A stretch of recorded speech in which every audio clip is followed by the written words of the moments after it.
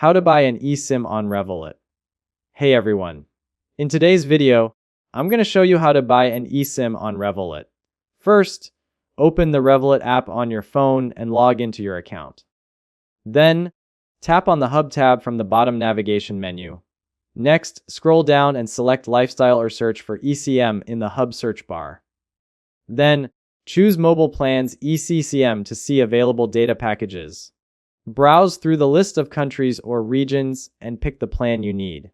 Now, review the data allowance, duration, and price for the selected eSIM package. Tap Buy and complete the payment using your Revolut balance or linked card. Next, follow the on-screen steps to install the eSIM directly to your phone. Once installed, activate the eSIM in your phone settings and mobile cellular section before using it. That's it. Thanks for watching. Don't forget to like and subscribe for more videos.